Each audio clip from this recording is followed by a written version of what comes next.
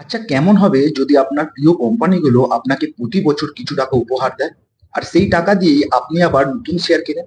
হ্যাঁ, একেই বলে ডিভিডেন্ড রিইনভেস্টমেন্ট। অনেকেই ডিভিডেন্ডে টাকা দিয়ে শপিং করেন বা রেস্টুরেন্টে খেয়ে ফেলেন, কিন্তু এটাই আপনার সব থেকে বড় ভুল।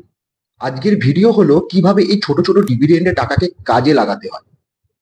যখন কোনো কোম্পানি ব্যবসা করে লাভ করে, সেই লাভের একটা অংশ শেয়ার হোল্ডারদের মানে আপনাদেরকে দেওয়া হয়। এটাই ডিভিডেন্ড। যেমন আইটিসি, এসবিআই বা পাওয়ার গ্রিডের মতো কোম্পানিগুলি নিয়মিত ডিভিডেন্ড দেয়। আপনার ব্যাংক অ্যাকাউন্টে এই টাকা সরাসরি চলে আসে।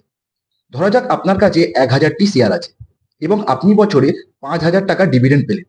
আপনি যদি এই 5000 টাকা দিয়ে আরো 50টি শেয়ার কেনেন, পরের বছর আপনি 1050টি শেয়ারের উপর ডিভিডেন্ড পাবেন। অর্থাৎ আপনার ইনকাম চক্রবৃদ্ধি হারে বাড়ছে। আইনস্টাইন বলেছিলেন, কম্পাউন্ডিং হলো পৃথিবীর অষ্টম আশ্চর্য, আর ডিভিডেন্ড রিইনভেস্ট হলো সেই আশ্চর্যেরই জ্বালানি। ডিভিডেন্ড আপনার সেভিংস অ্যাকাউন্টকে ক্রেডিট হলে আপনার ইমেল বা এসএমএস এ আপনি সেটা জানতে পারেন।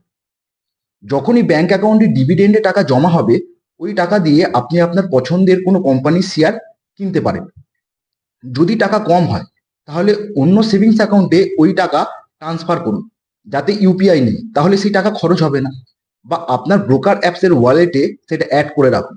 বছরের শেষে যখন সব ডিভিডেন্ড জমা হয়ে যাবে, যেমন 2000 বা 3000 হলো, তখন পোর্টফোলিওর পছন্দের কোনো একটা শেয়ার কিনুন। না হলে নিফটি 20 বা গোল্ড 20 বা কোনো ইটিএফ কিনুন, কারণ ইটিএফ এর দাম তো কম।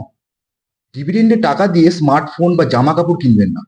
মনে রাখবেন, আজকের এই ছোট ত্যাগই আপনাকে পরে আর্থিক স্বাধীনতা দেবে। এটি আপনার রিটার্নকে বার্ষিক 2 থেকে 3% বাড়িয়ে দেয়, যা লং টার্মে বিশাল পার্থক্য তৈরি করে। বিনিয়োগ মানে শুধু শেয়ার কেনা নয়, বিনিয়োগ মানে সেই লাভকে আবার কাজে লাগানো। তাই পরের বার যখন ডিভিডেন্ড পাবেন, তখন সেটি খরচ না করে আবার বাজারে ফিরিয়ে দিন। আপনার পোর্টফোলিওতে কোন স্টক সব থেকে বেশি ডিভিডেন্ড দেয়, কমেন্ট করে জানান। ভিডিওটি ভালো লাগলে লাইক করুন, সাবস্ক্রাইব করুন। দেখা হবে পরের ভিডিওতে। ধন্যবাদ।